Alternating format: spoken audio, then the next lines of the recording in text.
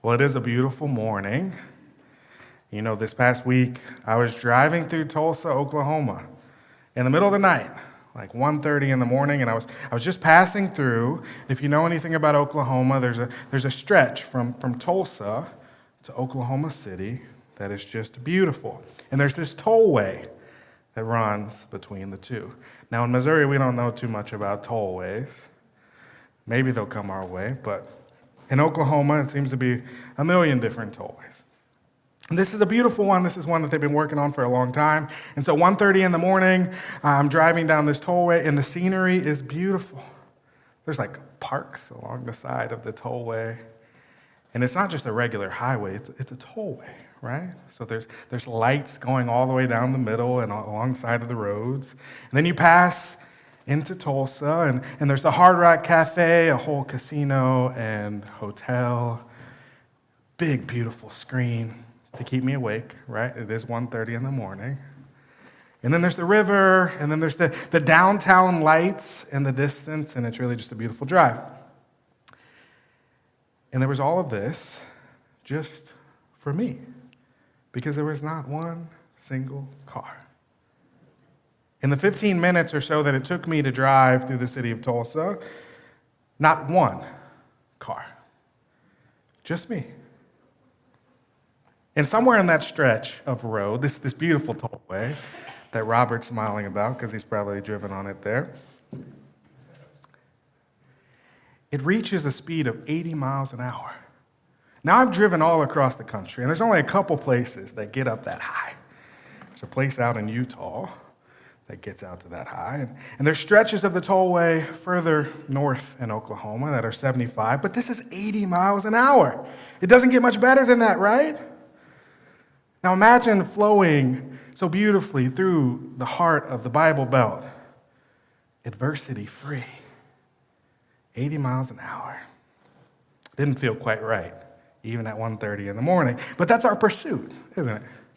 That we live our lives free of adversity, right? To be free of suffering in any way. And it's a righteous pursuit. And it's one that makes sense, right? Because suffering, well, it's not so pleasant, is it? We'd much rather cruise through our lives going 80 miles an hour on the toll road without interruption, without detours, without any deviation in our plans. But you've all lived long enough to know that's not the way that life works, now is it? Scripture today is from the Gospel of John, and it marks a portion of the Jesus story that we don't talk about that much. You know, for some historical context of when this is happening, it's happening right in the 1st century CE, and we're familiar with parts of the story, right? We know that there's a betrayal, right? And who did that betrayal? I'll shout it out, be proud. Judas. Okay, absolutely. We're familiar with that part, right? And we're familiar with Jesus in the garden, right? And we're familiar with Jesus being arrested. Sounding familiar? Yes? And then there's a portion where Jesus has a section of a trial. You might not be so familiar with that, but it happens in there. And then there's 3 points in this text that Peter denies Jesus. That sound familiar? But today's scripture is special. It's a conversation between Jesus and this Roman ruler, Pontius Pilate. We've heard that name, but this conversation is particularly important. And it's a different conversation than anyone would have thought had happened at that time. And so they led Jesus then from Caiaphas to the Roman governor's palace. And it was early morning. And they themselves didn't enter this palace because they didn't want to be disqualified from eating the Passover meal. And so Pilate came out to them and spoke. "What is your charge against this man?" And they said, "If he hadn't been doing something evil, do you think we'd be here bothering you?" And Pilate said, You take him.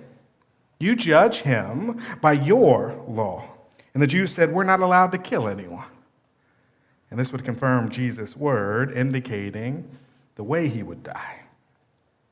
You see, the Jews back then, they would kill people by stoning, right? Not so much crucifixion. And Pilate went back to the palace, and he called for Jesus, and he said, "Are you the king of the Jews?" And Jesus answered, "Are you saying this on your own, or did others tell you this about me?" And Pilate said, "Do I look like a Jew? Your people and your high priest turned you over to me. What did you do?" "My kingdom," said Jesus, "doesn't consist of what you see around you. If it did, my followers would fight so that I wouldn't be handed over to the Jews. But I'm not that kind of king. Not the world's kind of king." And then Pilate said, "So are you a king or not?" And Jesus answered, "You tell me. Because I am king. I was born and entered the world so that I could witness the truth. And everyone who cares for truth, who has any feeling for the truth, recognizes my voice." So Pilate says, what is truth? The existential question, right? And then he went back out to the Jews and he told them, "I find nothing wrong with this man. It's your custom that I pardon one prisoner at Passover. Do you want me to pardon the King of Jews?" This question laid out before the Jews, and they shouted back, "Not this one, but Barabbas." Barabbas was a Jewish freedom fighter. You know, we get hung up on this idea of the Romans killing Jesus. You raise your hand if you heard that before. You heard the Romans kill Jesus? Raise your hand. Of course you've heard that before. That narrative is perpetuated over and over again all through history. And while they certainly played a part, the Jews are the reason that Jesus died. You see, there's this growing antagonism between Jesus and the Jewish leaders at the time, right? Time after time of showing them up. And we've read those stories, right? Of gaining this momentum in his movement. And they just wanted him gone. You ever just wanted a pest or a thorn in your side gone? Please, I want to wake up one day and this person that just keeps bothering me won't be there. And they were willing to go to great lengths to make sure that that happened. And so enter Pilate into the equation. And the historical context of Pontius Pilate is that he was a cruel and ruthless man. Now, there's an ancient Jewish scholar from Alexandria, Philo, and he described Pilate as this: his corruptions, his acts of insolence, and his habit of insulting people, his cruelty, and his continual murders of people untried and uncondemned, and his never-ending gratuitous and most grievous inhumanity. And even in Luke, a weak man who tried to cover up his weakness by a show of violence. His period in office was marked by several savage outbreaks of bloodshed. So what do you think the Jews thought was going to happen when they handed Jesus over to Pontius Pilate? But here's the thing. Pilate couldn't rationalize the charges that were brought against Jesus and the man that stood before him. The two didn't gel, they didn't add up. Pilate went back to the palace and called for Jesus, and he said, "Are you the king of the Jews?" And Jesus answered, "Are you saying this on your own, or did others tell you this about me?" And Pilate said, "Do I look like a Jew? Your people and your high priest turned you over to me. What did you do?" "My kingdom," said Jesus, "doesn't consist of what you see around you. If it did, my followers would fight so that I wouldn't be handed over to the Jews. But I'm not that kind of king. Not the world's kind of king." And then Pilate said, "So are you a king or are you not?" And Jesus answered, "You tell me. Because I am king. I was born and entered the world so that I could witness to the truth. Everyone who cares for truth, who has any feeling for the truth, recognizes my voice." And Pilate says, "What is truth?" And then he went back to the Jews. And he said, "I find nothing wrong with this man." You know, one of the things that we understate about Jesus is that he had so many opportunities to turn his back on his mission. So many opportunities to just run and save his own life. And in this moment, standing before judge, jury, and executioner, a man that was ruthless and cruel, a man that had no moral obligation to save him, what decision did Jesus make? And it begs the question, what decision do we make in those moments? Do we avoid hardship? Do we weave around challenges? Do we avoid suffering in our lives? Or do we stand in truth? Do we stand for truth? When asked if he is the king of the Jews, Jesus responds, "My kingdom doesn't consist of what you see around you. If it did, my followers would fight so that I wouldn't be handed over to the Jews, but I'm not that kind of king.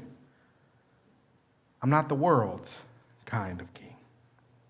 And every time I read this passage, that phrase sticks with me. I'm not that kind of king, not the world's kind of king. And I wish I could tell you that our faith frees us from adversity in our lives, but you've experienced enough to know that that's not the case. I wish I could tell you that faith is a guarantee that bad things won't come your way, but you know it's not the truth. And Jesus was witness to that.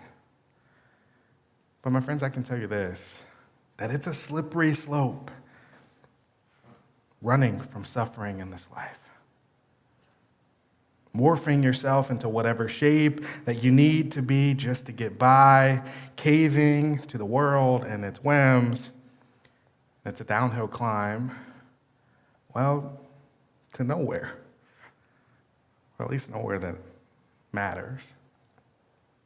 God knitted you and formed you in your mother's womb to be something. Something that stood for something greater.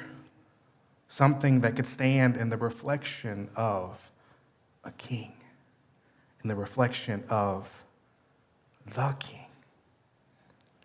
Not of this world, but of something far greater. That when you stand in this life, that you do so for truth, that you do so in truth, not in weakness, that you do so in power, not in fear, and that when suffering finds you in this life, and mark my words, it will find you, that you choose the peace of God over the comforts of this world. Then Pilate said, "So are you a king or not?" And Jesus answered, "You tell me, because I am king. I was born and entered the world so that I could witness to the truth. Everyone who cares for truth, who has any feeling for the truth, recognizes my voice." And Pilate said, "What is truth?" And then he went back to the Jews and he told them, "I find nothing wrong with this man." And my friends, I can't tell you that your life will be perfect because I know it won't. But I can tell you this, that there's so much more to life than just speeding down the tollway at 80 miles an hour. It feels beautiful in the moment, but there's more. And if you surrender to the call on your life, I promise that you'll find hope. You'll continue to get grace, and you'll encounter a love that will become who you are. And in that, you'll find freedom in life. And so what is truth? You tell me. You tell me. Thanks be to God. These are your thoughts, dictator. This is the hope of God set free. These are your thoughts.